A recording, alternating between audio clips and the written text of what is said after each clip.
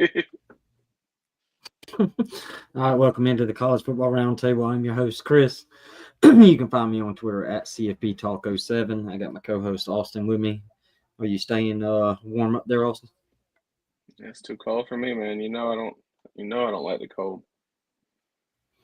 Yeah. So for anybody that probably hasn't paid attention to the weather, at least down here, we are in South Georgia, and Austin's in Middle Middle Georgia. Georgia. Yeah. So we had a snowstorm, which we usually don't have. So yeah, kind of snowed us in. I think we had like 5 inches of snow. Austin, I think you had about the same. Yeah, about 5.5. Yep. Yeah, so we've been off work. I've been off work the last 2 days. I go back tomorrow. So yeah, and school's been canceled. So Yeah, we're gonna try to get back to life as normal tomorrow. So hopefully everything turns out fine. yeah, yeah, I hope so too. So before we get into the it's season, if you're watching, that's why I didn't answer your phone call, bud. He just tried to call me. Uh, So yeah, before we get into the portal stuff, let's kind of just do a little small mini recap of the national championship. What was your biggest takeaway from that? Ohio State winning the national championship. Yeah, I mean, obviously it's what we all expected, right? I would say the only thing I was a little disappointed in was, I kind of said in the preview show that I thought Ohio State was going to have to come out and open up a little bit and not be able to play bully ball. But that Notre Dame couldn't slow the running game down at all. Um, I think they ended up with over 200 yards rushing. Judkins had 100 yards on him, and I mean he was just a beast to bring down all night. Um, that was the only thing I was a little disappointed in. I didn't want it to be dominating physically like that, but it was. Yeah, that first drive, man. I ain't going to say Dude, what I text you, but yeah, that was college football porn to me. That was old school football right there, just physically dominating, like just run it down your throats. When it happened, I was like, man, I don't know if that's going to be sustainable. All 4 quarters, but it was awesome to see. I think my biggest takeaway altogether was, you know, I know the stupid comparisons have come out every time somebody wins the national championship. We want to compare them to the 2019 LSU team, and I just can't get there. But I will say that I do think it was one of the more impressive playoff runs we have seen. And I'm curious to see. It's still only the first year of the 12-team playoff, so we only have 1 year to go off of. But man, it's going to be hard to imagine another team going on a run like that. With beating Tennessee, beating Oregon, beating Texas, and then Notre Dame. That's 4 impressive, tough wins in the playoffs, and I thought that was my biggest takeaway. yeah. I mean, but at the same time, single elimination tournament, you're gonna have to go on that kind of run every year. Are Yeah, you gonna have teams? I don't, obviously not behind the scenes at Ohio State, but it almost feels like they had a game plan for the playoffs that was different than what they showed all season. Um, and it makes you wonder if they knew they could get by with, how they got through the season just to get into the playoffs and then decide. I don't know. Maybe I'm overthinking that a little bit, but be no, curious to I, see I don't. how. I don't think you're overthinking that at all. Because I had read some stories before the national championship, that there was some changes Ohio State made. Um, Do you know if that was planned like preseason or like after the Michigan loss? They just said I think, we got. yeah, from everything that's been read, it was like after the Michigan loss, Ryan Day kind of took play calling, but he kind of took a little bit more control over the passing game. I think one Yeah, of the things about Chip Kelly that a lot of people may not know is he's one of the best run schemers. But I've always read, from football people that his passing scheme leaves a little bit to desire. And then it's funny because Ryan Day, he's well known for his passing schemes. Yeah. So I think after the Michigan game, offensively, they changed a lot of the run stuff. But Ryan Day kind of took a little bit more control on the passing stuff, and I think it kind of opened thing. And then I read also that Jim Knowles, he changed some things defensively, even though they were, pretty dominant all season. But he had made some tweaks and stuff. And yeah, I think it was just mainly after the Michigan game. Yeah. I think they realized that shit wasn't going to work. I think they got back to what they used to do. After the Michigan loss last year, you kind of heard Ryan Day talk about how they wanted to become more physical, and he started to kind of build the team similar to what Michigan was, trying to be this team that they wasn't. And I think they just got back to what they do best is, passing the ball and, all that run stuff that they do. But, pretty impressive stuff from Ohio State, so congrats to them, their fan base. Finally, Ryan Day, I know you in season don't, y'all not the biggest Ryan Day guys, but I couldn't help but be happy for him. His family and stuff gets all the threats and stuff from those wackos, only losing 10 games and he gets all kind of threats. That's crazy. Yeah. Nobody deserves that. Even speaking of how much go ahead. Yeah. No, I was going to transition. Speaking of before we get into the portal, a lot of reports out there. Jim Knowles headed to OU maybe. I started seeing these rumors kind of float around before the national championship game. I took it with a grain of salt because I was like, there's absolutely no way this man's going from DC of Ohio State to DC of a team that has a coach that's probably on the hot seat this year. But an account that I follow that I, when he says stuff, I listen. He had put out a little teaser that he didn't think both DCs of the national championship teams would be at their teams next year. And then Al Golden, if you don't know, has left and took the DC job for the Cincinnati Bengals. So he's got one correct so far, and now we're fixing to see if Jim Knowles goes to Oklahoma. This don't really make sense to me, Austin, other than maybe there's a family connection. I don't know. What's your thoughts? Yeah. I don't know. If I'm Oklahoma, I'm telling Brent Venables, why did I hire the best defensive coordinator in the country, arguably, as my head coach, and now I got to go pay $3 million to get a DC because we can't have a solid defense. I don't know. I'm with you. There's a lot of question marks around that. Yeah, I mean, you said you'd heard there might be some family ties there.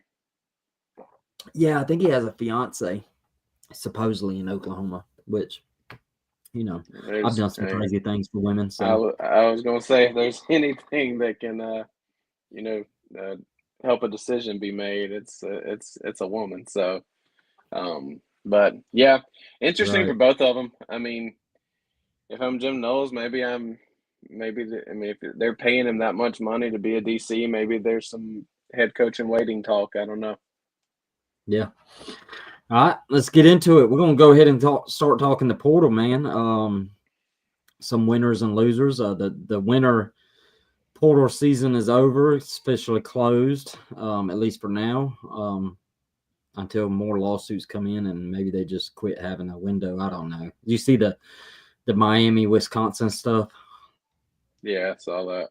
That was crazy. We won't get into it too much, but anyway. So, I guess I'll start here with one of my biggest winners.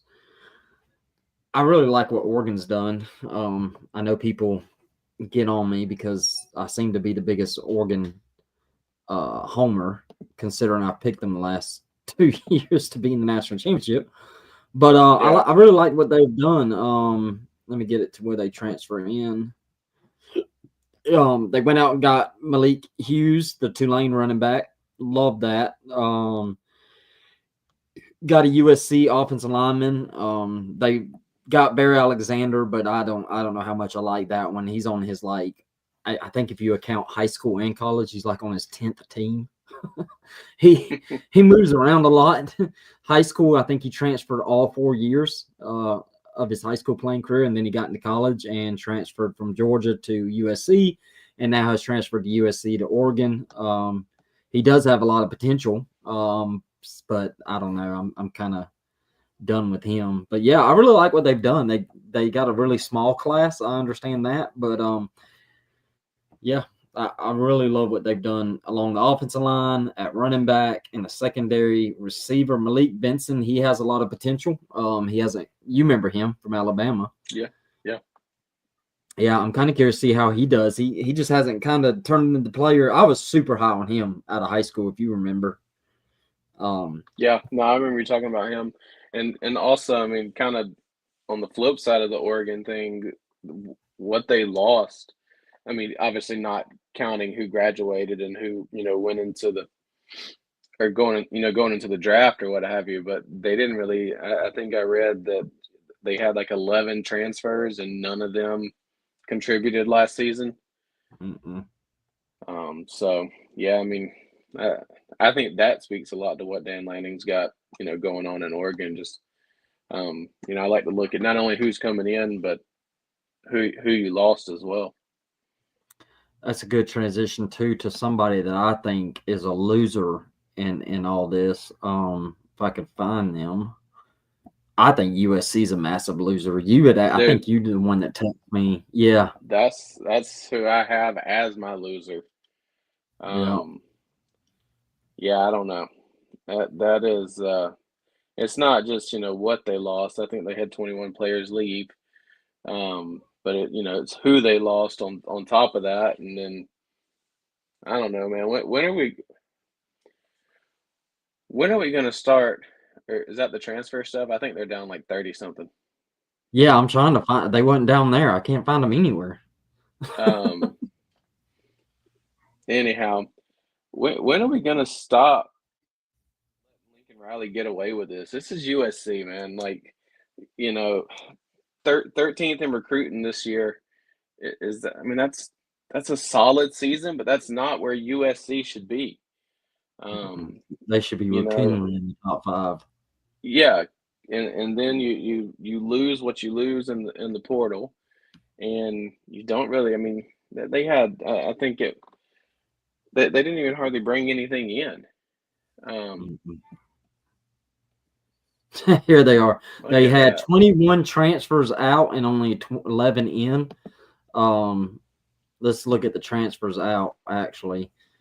They lost the offensive lineman to Oregon. They lost a defensive lineman to Notre Dame. They also lost one of their best receivers, Zion Branch, to Georgia. Lost their best safety. I'm sorry, Zion Branch is the safety. Lost him to Georgia, and they're one of the best wide receivers, Zachariah Branch, to Georgia. Yeah, man, they've lost a lot. Lost Deuce Robinson. He was great last year. He's the one that made several catches that were like SportsCenter top 10 kind of catches, and he had a lot of potential. Lost him to FSU. Yeah, man, I don't know, man. I don't know what's going on over there at USC. I've read reports that the NIL and the whole operation they have is not well managed. It's out of sorts, which is kind of shocking at a place like USC. You would think if nothing else they couldn't get right, it would be NIL. Yeah. I mean, it's Hollywood, baby. It's a place that had Will Ferrell, Snoop Dogg, all those guys on the sidelines, and it's kind of crazy to see how far they have fallen. And I've never seen anybody lose as much luster as Lincoln Riley. He went from the golden child of college football to the. Hold on, let me tell the backstory real quick. So several years ago, there was the argument of Lincoln Riley over Kirby Smart, and that is where Chris developed his hatred for Lincoln Riley, because there were some people putting Riley above Smart at the time, and he's smiling right now because nobody loves to see USC where they're at right now than him. So. I mean, I can't lie. And also, it doesn't help that he's just an asshat. I mean, he's just an asshole, to be honest. Every time I hear him talk to me, he's just an ass. And then these are the guys they brought in. I mean, I've gone down the list and I just haven't been impressed. The only one that I thought was really impressive is one of Georgia's defensive linemen, Jamal Jarrett. I think that was a great get for them. I Yeah. also like the Kentucky defensive lineman, but other than that, I haven't been impressed with this class. So to me, they're one of the biggest losers out of all the transfer portal. Yep. That's that's who I had as my top loser. Um, Yeah, I'll go ahead and get this. Oh, go ahead. no, go ahead. I wouldn't go ahead. No, go because I was going to transition, but Well, you transition to what you want because I was going to LSU. Is that what you you can were? go to LSU. All right. I really like what LSU's done. I think they plugged in a lot of holes. Let's see transfers in. They got some secondary help, which was massive. I know Season has talked about the secondary being a weakness. They got some guys. They got the number one edge rusher from FSU. Really love that. Got some more help on the offensive line. Loved what they did at the wide receiver too. They got Nick Anderson from Oklahoma. I think he had like 600 yards. Got a guy with a lot of high upside in Dustin Hill. He hasn't played in a couple of years, if that's the kid I'm thinking about, but he has a lot of potential. So if they can get him to reach his potential, he could be massive. And then I think they got and they got the Kentucky receiver. That's the other guy. I Yeah, think he's a really good receiver too. I really like what they did. Secondary, receiver, offensive line. Really love this class. yeah. No, I agree. I think they upgraded on the receiver side of things too. You know, with Nussmeier coming back, I think that could be. Is it time that Brian Kelly has to have a good year? I mean, Oh yeah, I think Season and our boy Mathis, who's in our group chat, would probably agree this year's do or die for Brian Kelly. I feel like it is. I was thinking about this earlier, just studying up on the transport portal and things like that. The way the portal is now, are the days of saying that this is and I know you and I agree with this because every year in college is quote unquote a rebuilding year. But with the transfer portal now, do you think, I mean, coaches aren't going to get that lead way to say it's a rebuilding year now because yeah, you might Mhm. have some freshmen coming in that you got to train up, but at the same time, you got to go out and get talent that's ready to go. Yeah, you gotta. I think there's a good fine balance. I love the way the teams like Oregon, Georgia, Texas. As a matter of fact, while I'm on that, let's just go ahead and talk about that. Well, while you're pulling that up, let me say Yeah, this. I take a team, and on the flip side of that, and you can pull it up because I'm not going to name any players or anything right now. But on the flip side of that, I look at a team like Florida State. You won mhm. 2 games last year, or I don't know, did it end up 2-3? I can't remember. You win 2-3 games last year. Obviously, you've got to do something to flip that team around. And I mean, you have a top 20 recruiting year and then you turn around and have a top 10 transfer portal. To me that makes them a winner. Mhm. Maybe we're not talking about a top class, but when you're talking about a team that won 3 games last year and to be able to trade some stuff out quickly, because Mike Norvell is not a 3-win coach, right? He's got a I don't know. I don't think he no, is, but no. I know. I've just that's got to be one of the most, I don't know if you'd call that underrated or overrated seasons of all time, right? To go 12-0 and then turn around and almost go 0-12. I'd have to do the research on that. It's got to be one of the worst turnarounds we've ever seen. I don't think Yeah, I've ever seen that. no, but anyhow, I can't remember it. go One ahead of and the get things into. that I've noticed with the Ohio State discourse is as soon as they won national championship, the thing that was brought up immediately was the $20 million roster. You know how they 2022. or 22 million, yeah. And I don't think people realize that the majority of that money was spent on player retention, not the portal. Like some of it did go to the portal. It went to Will Howard. It went to Juckins. It went to a few other guys. Yeah. But the majority of that money was spent on convincing guys to come back rather than going out to the portal. And if you look at last year's portal class, and I should have done a better job of actually having it ready, but if you look at last year's portal class, it's not like they went out. I'm going to try to see if I can find it here in just a second. I mean, you got to scroll down pretty far to even find them in the dang rankings. I think they got like 8 or 9 last year, if I remember correctly. It wasn't like this big massive portal class, but everybody kind of talks like it's like Ohio State went out and just loaded up on the portal and spent all their 22 million on the portal. And in reality, they spent it on player retention. And to me, there it is right there. They had only 8 transfers last year that came in. They lost a lot, but they only had 8 that came in. And so I think the key to success going forward is the teams that are able to pay to keep players and then go out and have these little small classes and supplement, like an Oregon who has like only 6 kids coming in, or Ohio State that has 8, or Georgia who only had 6 coming in. Texas, they've only got 4 coming in. So I think the key going forward is recruit high school, get them in, and pay them to stay in. And then the few that you do lose, go supplement it in the portal. When I see the classes with like 24 portal kids, I start to worry a little bit. Yeah. No, I don't disagree. I mean, because it's not like the portal kids. Like if you look, like most of your portal kids are like 3-star players. So it's not like you're picking up a bunch of, brand new 5 stars or something,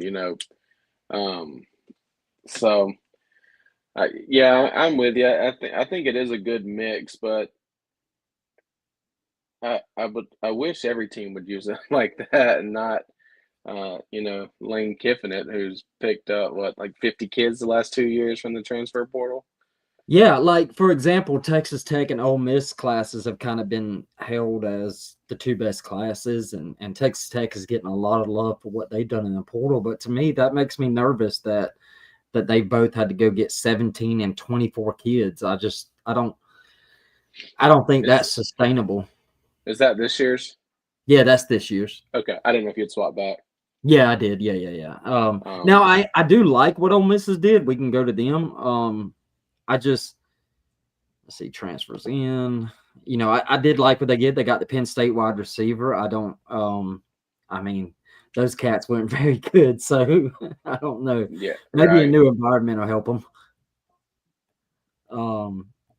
Yeah, but I mean, I like their class. The Akron quarter running back, I've read some good things about them. They went out and got some offensive tackles. They got some more wide receiver help. Got the wide receiver from Wake Forest. I've seen some good things about him. But yeah, I don't know. I get nervous when I see 24 kids transferred in. Yeah. No, I agree. Especially a team that, I don't know, they weren't 24 kids away from being a good football team last year. Yeah. That's somebody who I had wrote down. Auburn had a pretty good class coming in, I think.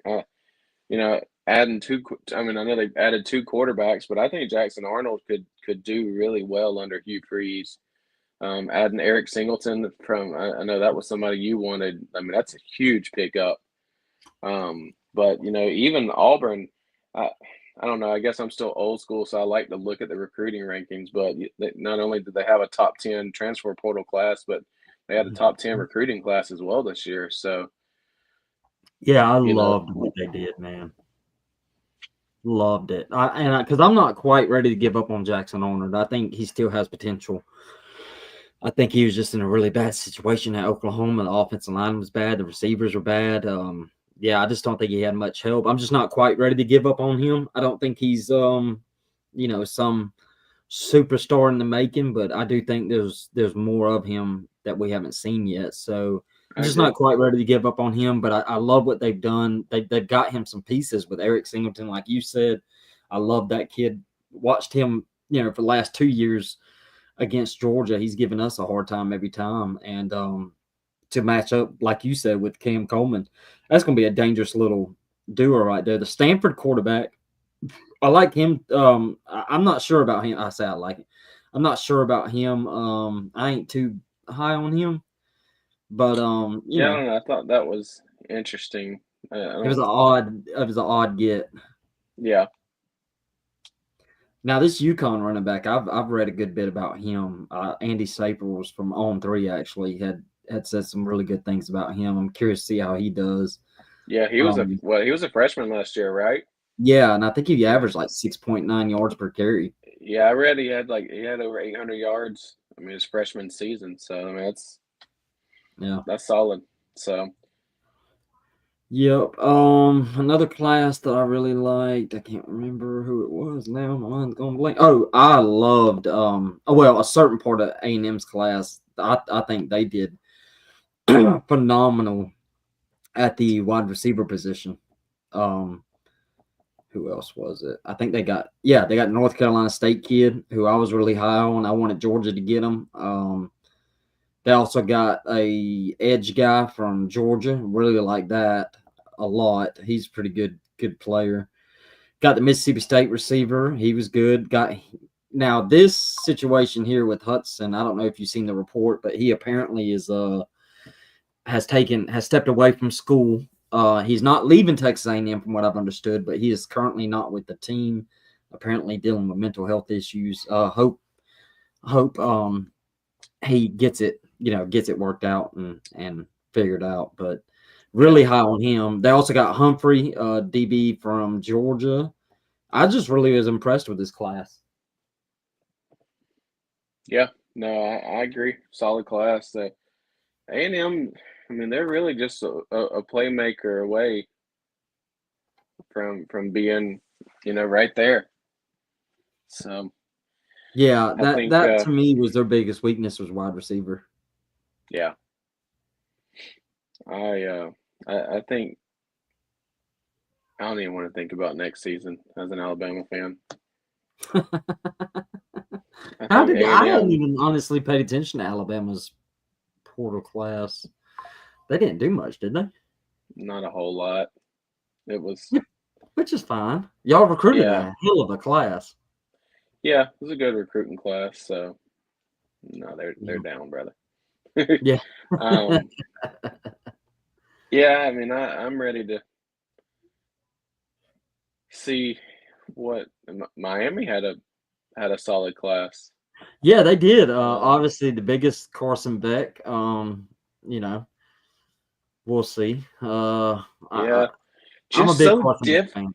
so different than Cam Ward. So I'm curious to Yeah. see how that looks. Um, Hmm. I mean, obviously Miami's got to get some stuff fixed on the defense because Carson Beck's not going to put up Cam Ward numbers. I mean, maybe I'm wrong.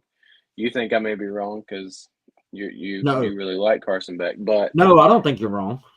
um, I think they've got to they've got to find a big time way to protect him better than they did Cam Ward because he's not going to be able to get out of the pocket like Cam was able to. So Yeah, and that defense, man, that the defense defense was is so bad. bad last year, man. Yeah, So you're gonna have to rely on the offense. I don't see that defense getting that much better. I do think they're improved because I just don't see how you can get any worse than what they was last year.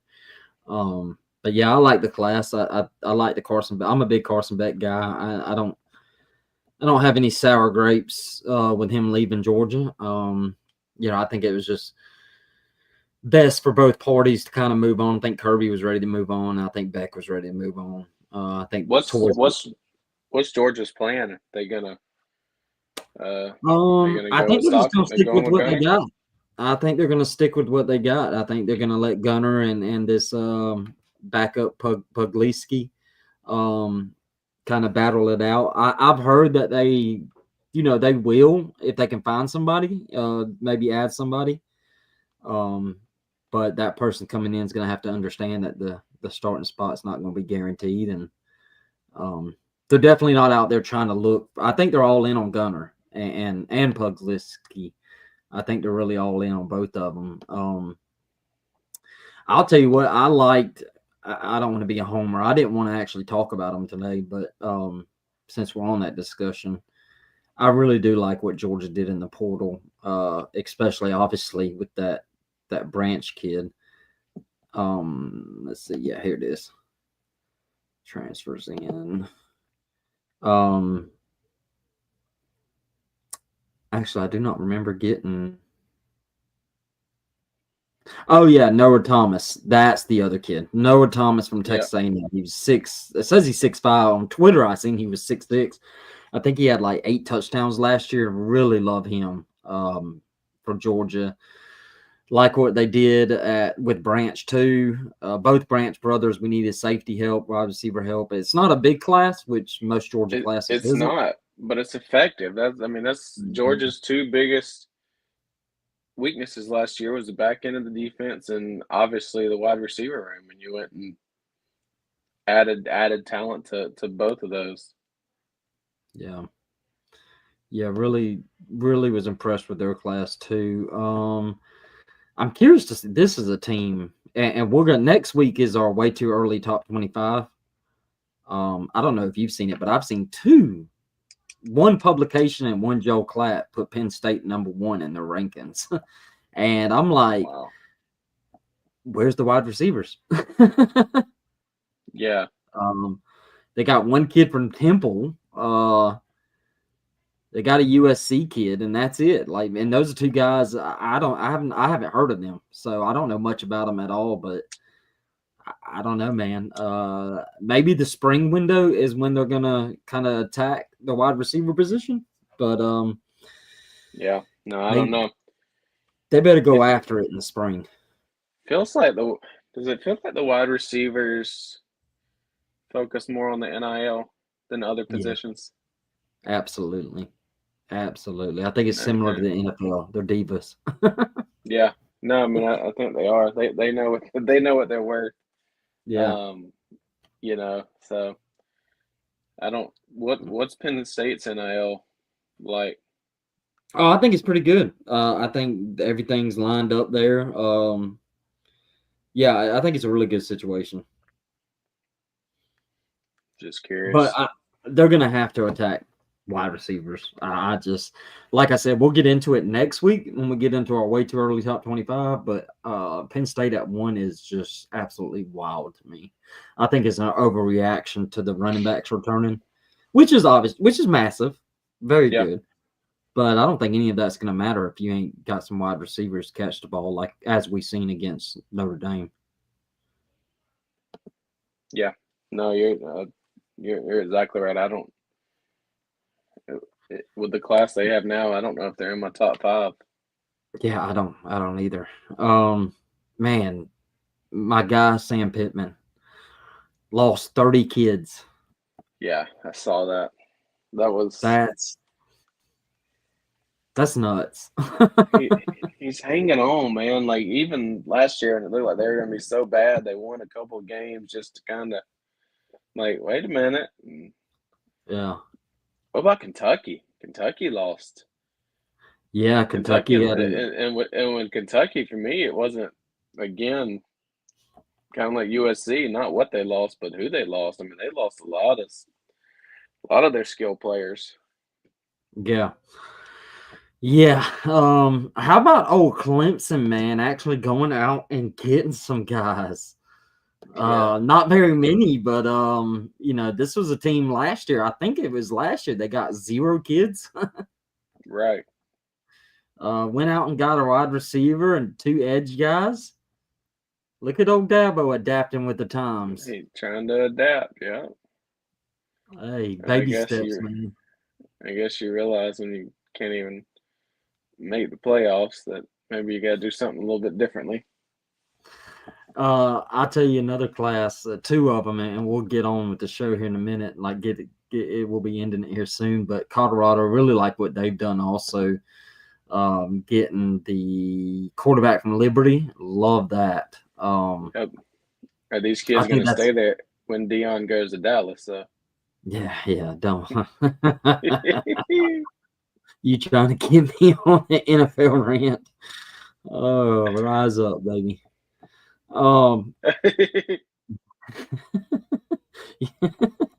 Sorry, I didn't mean to throw your train of thought off no. there. No, but yeah, I really like what they've done. They went and got the Liberty quarterback. That's going to be a nice transition from him to the Julian Lewis kid.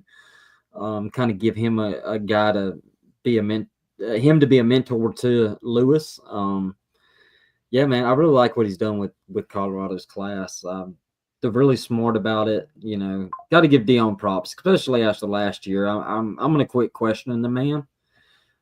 Despite, you know, sometimes he says some stupid things in the media, but he's done a good job there, man.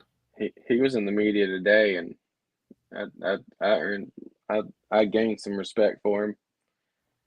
Yeah, I saw that. Do you see that? I won't bring it up on here but I was like, he said he wasn't going to do it. He said he couldn't comply with that. Yeah, I saw that. It was amazing. There's the Kentucky one you were talking about. That's a loser to us too. Yeah. Seems like the Mark Stoops era is getting to its end. He should have jumped ship when his name was high, which we talked about that. I know he's got some stuff in his contract that made it worthwhile him staying, but I don't know. I feel like probably 2 years ago, his name was. I mean, I felt like he could have gone anywhere in the country. Yeah. Hell, at one point, I think I jokingly said I'd take him in Alabama. if the first year is any indication of what this is going to look like, I will take him in Alabama. But anyhow, yeah, it does seem like the Mark Stoops era has crashed. Yeah, it seems like it's getting to its end. Everything has everything has an ending. So yeah, I think it's not looking good for Mark Stoops. I've read about their NIL situation is not very pretty. I think he's complained about that a couple of times this season in press conferences. He's been trying to tell fans to get in on it. I think Kentucky's one of those schools that's going to have a really hard time in this new age of college football, especially they're kind of all in on basketball. Yeah, I mean, that's the thing. That's what I was going to say. It's like it's hard to – it was fun watching Kentucky be competitive there, for a couple of years. And I think they got a big win against Georgia a couple of years back and things like that. But I'm with you. They're not going to spend the money that needs to be spent on football because they bleed basketball up there. Yeah, I think so too. Yeah, well, I think it was a pretty good show. We went about 40 minutes there with our winners and losers. We'll definitely get on it in the spring also when the portal opens back up. But next week, I am not that I wasn't looking forward to this show. I look forward to every show. But next week's show, I'm really, really, really looking forward to is we're going to do our way too early top 25. You can never, it's never too early to do a top 25. It's always too early to do a top 25, but that's why we're going to do it. Yeah. But I actually want to be one of the latest ones to do it. Everybody does theirs like the day after they start having. I've seen a lot of podcasts, but I like that we're doing ours later. So tune in next Thursday around 8:30, same time. I think this is going to now start to be our normal time, 8:30 Eastern time for Thursday show. So y'all come join us next week. We're going to talk our way too early top 25, and then the week after we're going to start doing our grades for each conference. So yeah, y'all keep locked in on us for the next couple of weeks, and we'll see y'all next Thursday. See y'all.